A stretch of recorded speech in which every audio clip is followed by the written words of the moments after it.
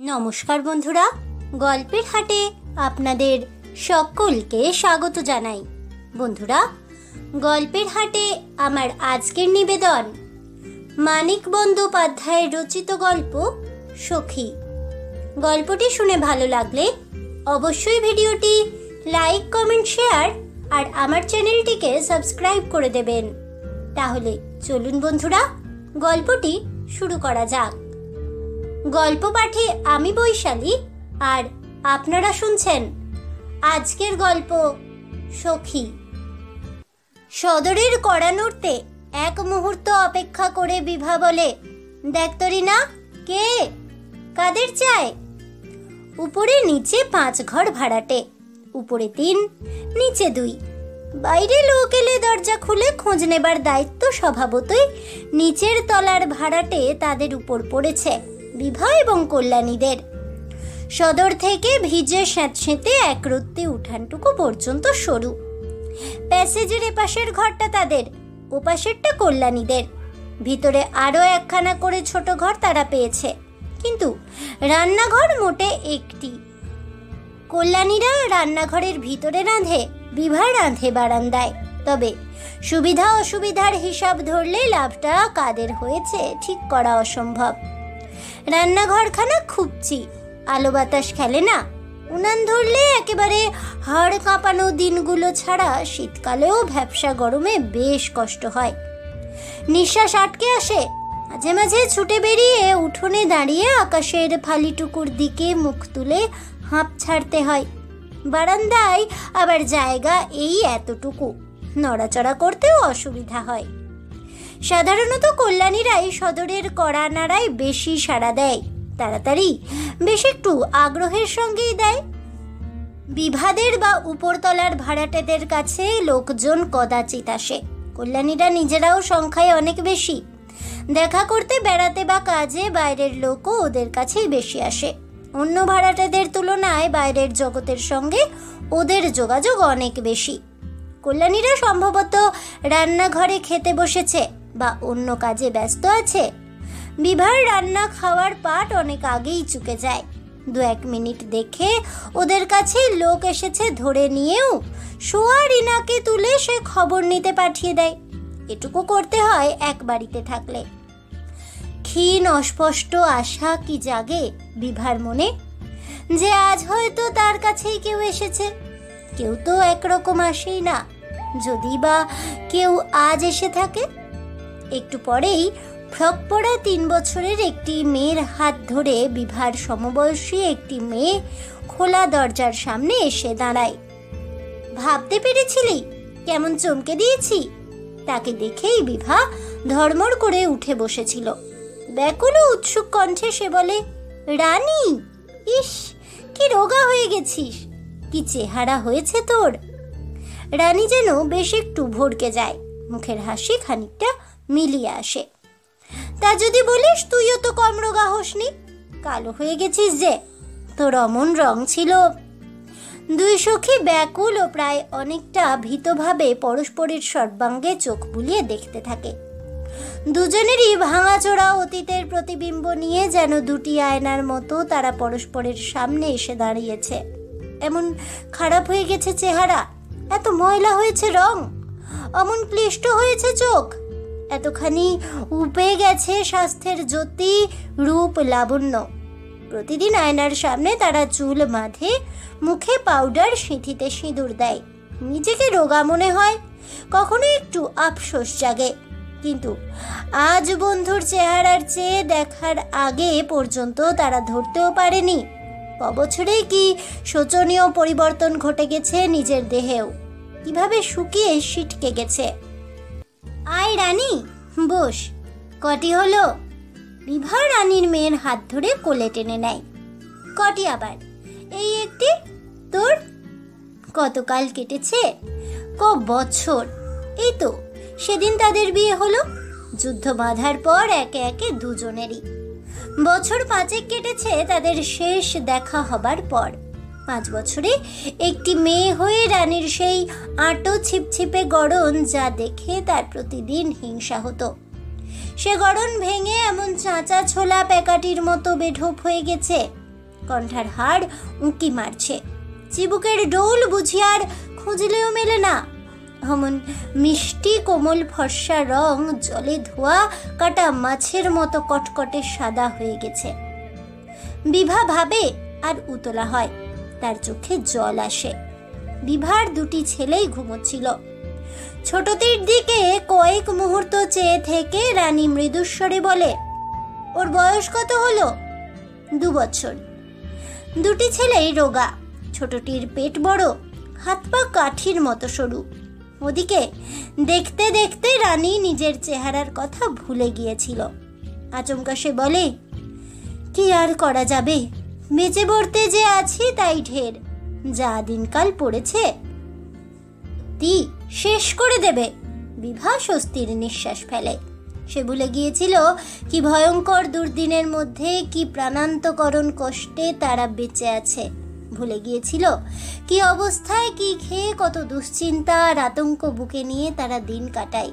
ছেলেবেলা থেকে শুনে শুনে আর অস্পষ্ট অনুভব করে মনের মধ্যে যে রহস্যময় ভীতিকর একটা চোরাবালির স্তর গড়ে উঠেছে, যার অতল বিষাদ আর হতাশায় মিছে মায়ার মতো দুদিনের অর্থহীন লীলা খেলার মতো জীবন যৌবন তলিয়ে যায়, সেটা আজ আলোড়িত হয়ে উঠেছিল।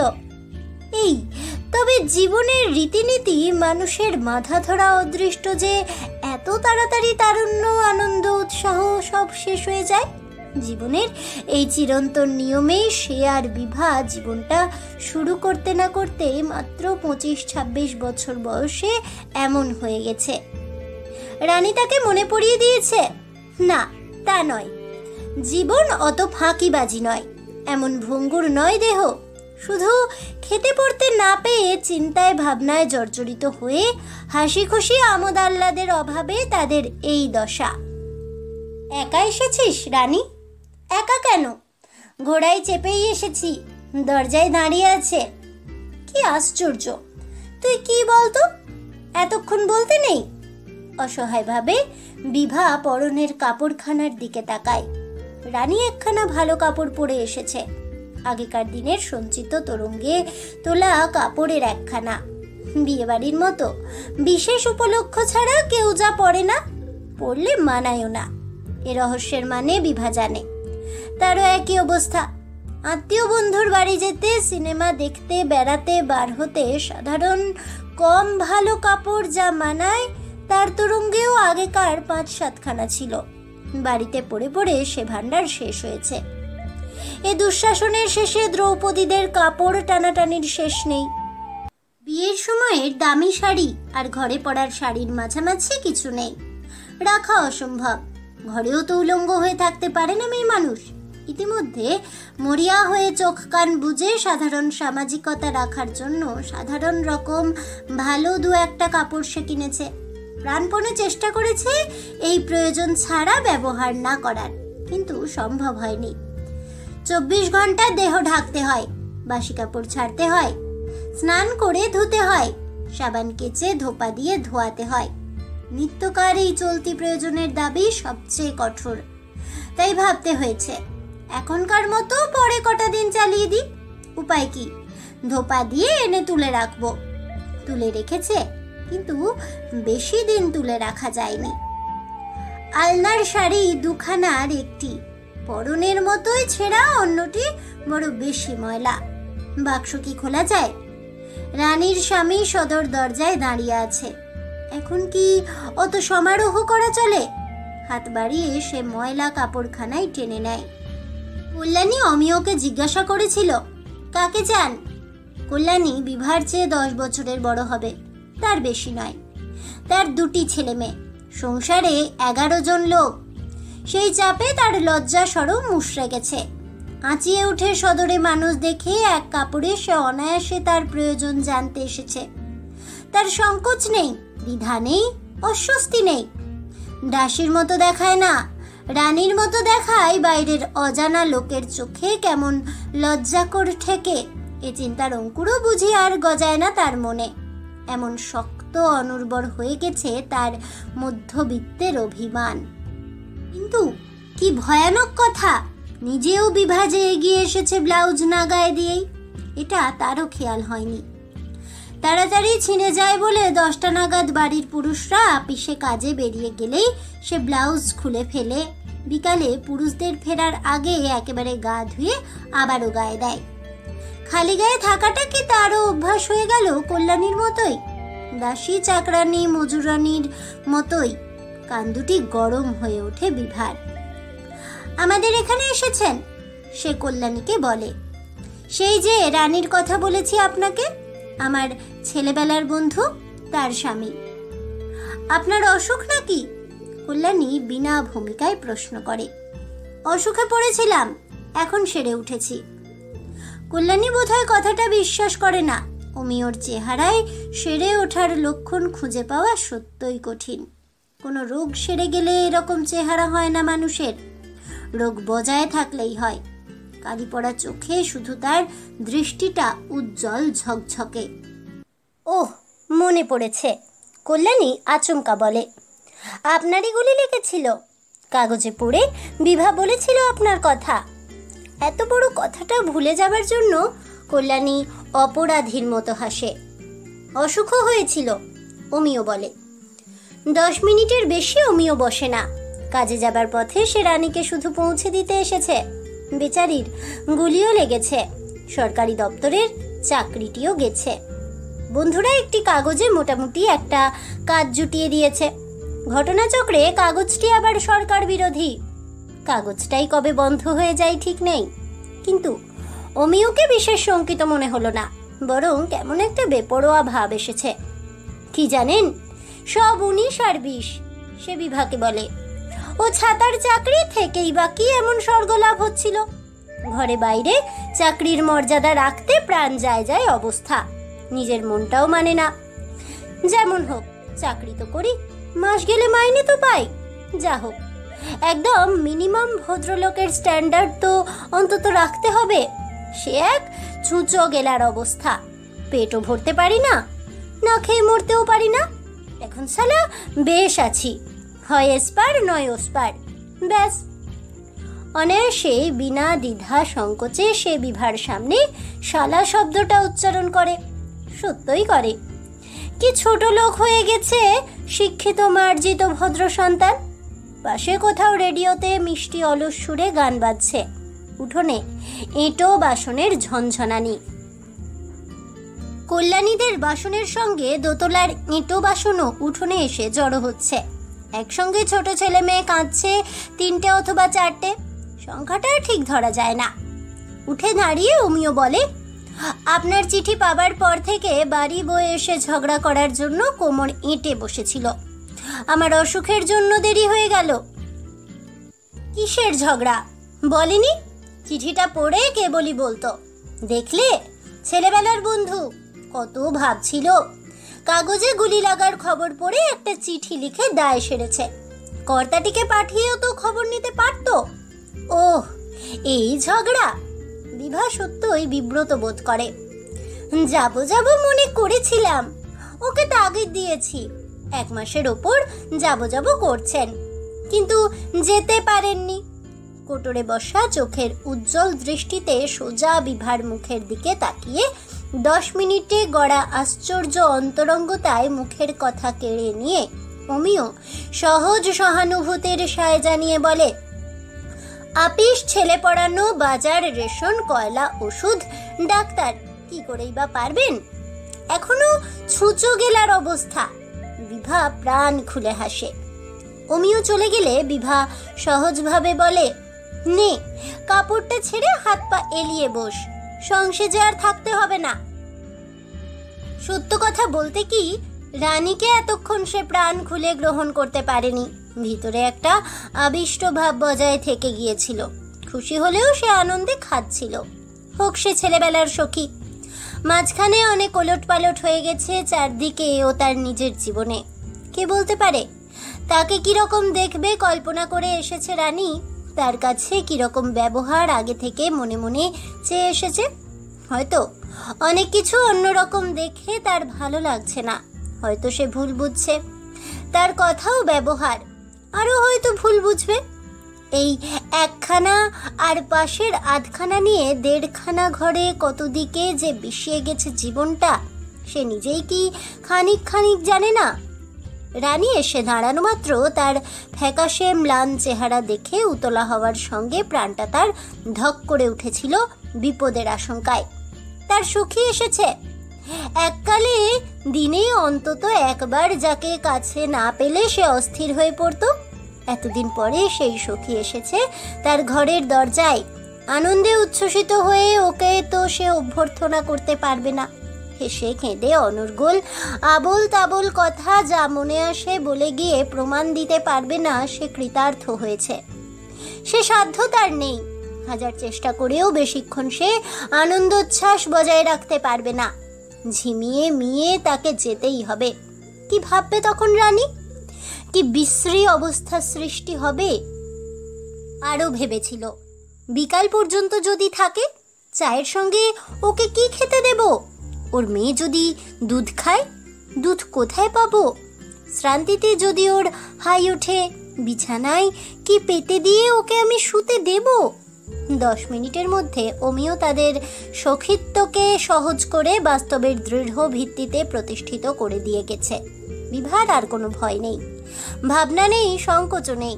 কারণ কোনো অভাব, কোনো অব্যবস্থার জন্য রানী তাকে দায়ী করবে না। তার মেয়ে দুধের খিদেই কাঁদলে সে যদি শুকনো দুটি মুড়ি শুধু তাকে খেতে দেয়, তাতেও নয়। চাদরের বদলে ময়লা ন্যাকড়া পেতে দিলেও গা এলিয়ে রানী তাকে গাল দেবে না মনে মনে। এটুকু অমিও তাকে বুঝিয়ে দিয়ে গেছে। ময়লা শাড়িখানা পরে রানীও যেন বাঁচে। একটা পান দে না বিভা। কোথা পাবো পান? ত্যাগ করেছি। মাসে 3-4 টাকা খরচ, কি হয় পান খেয়ে? একটি লবঙ্গ মুখে দিলে মুখশুদ্ধি হয়। নে। বিভার বাড়ানো হাতে প্লাস্টিকের চুড়ি নজর কাড়ে। রানী হাসে। তুইও ধরেছিস? ভাগ্যে ফ্যাশনটা চালু হচ্ছে। সোনা না দেখে লোকে কিছু ভাবে না। ফ্যাশন কি এমনি চালু হয়? যেমন অবস্থা তেমন ফ্যাশন। সোনা নেই তোর? টুকটাক আছে। তোর 4 গাছা চুড়ি, সরু হারটা আর কান পাশা। বছর টাইফয়েডের এক পালা গেল। তারপর আমার কপাল টানলো হাসপাতালে। মরবে জেনেও কেন যে পেটে আসে বুঝি না ভাই। আমাকেও প্রায় মেরেছিল। কি যে কষ্ট পেলাম এবার। অথচ দেখ, এ দুটোর বেলা ভালো করে টেরও পাইনি। দিনকাল খারাপ পড়লে কি মানুষের বিয়নোর কষ্টও বাড়ে? বাড়ে না। খেতে পাবে না, মনে শান্তি থাকবে না, গায়ে পুষ্টি হবে না, বিয়লেই হলো। 2 সখী অদ্ভুত এক জিজ্ঞাসার ভঙ্গিতে চোখে চোখে তাকায়। দুজনের মনে একসঙ্গে একই অভিজ্ঞতা, একই সমস্যা জেগেছে। আজ দুজনের নিরিবিলি দুপুরে কাছাকাছি আসার সুযোগে পরস্পরের কাছে প্রশ্নটা তাদের যাচাই করে নিতে হবে। জানতে হবে, খাপ ছাড়া অদ্ভুত একটা ফাঁদে পড়ার যে রহস্যময় ব্যাপারটা নিয়ে যন্ত্রণার অন্ত নেই, সেটা শুধু একজনের বেলায় ঘটেছে না দুজনেরই সমান অবস্থা। বুঝতে হবে কেন এমন হয়, এমন অঘটনের মানে কি। রানী বলে, বল না, তুই আগে বল। আগেও ঠিক এমনি ভাবেই জীবনের গহন গভীর গোপন রহস্যের কথা উঠত। কেউ একজন মুখ খোলার আগে চোখ মুখের ভাবভঙ্গি দেখে দুজনে টের পেত যে জগতের সমস্ত মানুষের কাছ থেকে আড়াল করা শুধু তাদের 2 সখীর প্রাণের কথা বলা বলি হবে। বিভা বলে, কিছু বুঝতে পারি না ভাই। এরকম যাচ্ছে তাই শরীর, কি যে খারাপ লাগে বলার নয়। তবু আমার যেন বেশি করে ভূত চেপেছে। বিয়ের 2-1 বছর সবারই পাগলামি আসে। ও বাবা, এখন যা দাঁড়িয়েছে তাতে তখন রীতিমতো সংযমী ছিলাম বলা চলে। আগে ভাবতাম ও বেচারির দোষ। ঝগড়া করে ও ঘরের ঘুপটির মধ্যে বিছানা করে শোয়ার ব্যবস্থা করেছিলাম। তখন টের পেলাম কি বিপদ। আমারও দেখি মরণ নেই, ঘুম আসবে ছাই। উঠে এসে যদি ডাকে ভেবে কি ছটফটানি আমার। বিশ্বাস করবি, থাকতে না পেরে শেষে নিজেই এলাম। রানী একটু হাসে। উঠে এসে বললি তো একা শুতে ভয় করছে। তোরও তবে ওই রকম? বিভা যেন স্বস্তি পায়। কি তবে? তোর একরকম, আমার অন্য রকম। 2 সখী আশ্চর্য হয়ে পরস্পরের মুখের দিকে চেয়ে থাকে। রানী বলে, তবে আমার আজকাল কেটে গেছে, অন্যদিকে মন দিতে হয়, তোরও কেটে যাবে। একটু ভেবে রানী আবার বলে, আমার মনে হয় এ একটা ব্যারাম। ভালো খেতে না পেলে ভাবনায় চিন্তায় কাহিল হলে এরকম হয়। ছেলেপিলেকে দেখিস না, পেটের ব্যারাম হলে বেশি খাই খাই করে, চুরি করে যা তা খায়। চুরি করেও খাস নাকি তুই? দুই সখী হেসে ওঠে। সেই এক মুহূর্তের হাসির ক্ষীণ শব্দ সঙ্গে সঙ্গে কোথায় মিলিয়ে যায় শিশুর কান্না, বাসন নাড়ার শব্দ মেশানো দুপুরের স্তব্ধতায়। শুধু শিশুর কান্না নয়, এ বাড়ির দোতলাতেই মেয়েলি গলায় একজন সুর করে কাঁদছে। উপরতলায় একজন ভাড়াটে রমেশ, তার বুড়িমা, রমেশের ছোট ভাই অশেষ সবে কলেজ থেকে বেরিয়ে চাকরির ধান্দায় ঘুরতে শুরু করেছিল। কদিন আগে টিবি রোগে সে মারা গেছে। এই সেদিন দেখেছি চলাফেরা করছে। বিভা হঠাৎ শিউরে উঠে বলে, দিন রাত ঘুরে বেড়াতো, ওর সঙ্গে তর্ক করত আমরা স্বাধীনতা পেয়েছি কিনা। এই বিছানায় বসে একদিন রাত্রে কথা কইতে কইতে কাশতে শুরু করলো। এক ঝলক রক্ত উঠে চাদরে পড়ল। কিরকম ভ্যাবাচেকা খেয়ে সে চেয়ে রইল ছেলেটা। আগে একটু আধটু রক্ত পড়েছে, গ্রাহ্য করেনি। সেদিন প্রথম বেশি পড়ল। নিজের শরীরটাকে পর্যন্ত গ্রাহ্য করে না। কি যে হয়েছে আজকালকার ছেলেরা। আনমনে কি যেন ভাবে, একটু ম্লান হেসে বলে, প্রথমে ঠিক হয়েছিল চাদরটা পুড়িয়ে ফেলবো, কিন্তু তাহলে সঙ্গে সঙ্গে আবার একটা চাদর কিনতে হয়। শেষ পর্যন্ত তাই। এ কথাটাও বিভা শেষ পর্যন্ত বলে উঠতে পারে না, আবার আনমনা হয়ে যায়। কি ভাবি জানিস রানী? শুধু শাক পাতা আর পচা চালের দুমুঠো ভাত খায় না, এক ফোঁটা দুধ না, এক ফোঁটা মাছ, এই খেয়ে আপিস করা। রাত 9টা পর্যন্ত ছেলে পড়ানো। একদিন যদি ওই রকম কথা কইতে কইতে কাঁদতে শুরু করে, আর এ কথারও শেষটা মুখে উচ্চারণ করা অসম্ভব। রানী অসম্ভবকে সম্ভব করে যোগ দেয়। রক্তে বিছানা যদি লাল হয়ে যায়। আমিও আগে এরকম আবুল তাবুল কত কি ভাবতাম। রক্তে একদিন রাস্তায় লাল হয়ে গেল। আর ভাবি না। কি আছে অত ভয় পাবার, ভাবনা করার? সংসারে কুলি মজুরও তো বেঁচে আছে, বেঁচে থাকবে। তাহলে বন্ধুরা, আমার আজকের এই গল্পটি শুনে কেমন লাগলো অবশ্যই আমাকে কমেন্টে জানাবেন। ভিডিওটি ভালো লেগে থাকলে লাইক শেয়ার করতে ভুলবেন না। আমার চ্যানেলের নতুন বন্ধু হয়ে থাকলে চ্যানেলটিকে সাবস্ক্রাইব করে দেবেন। পাশে থাকা বেল আইকনটি প্রেস করে রাখবেন সবার আগে নোটিফিকেশন পাওয়ার জন্য। ফিরে আসবো পরবর্তী গল্প নিয়ে। ততক্ষণ সবাই ভালো থাকুন, সুস্থ থাকুন, আর অবশ্যই সঙ্গে থাকুন আর দেখতে থাকুন গল্পের হাট।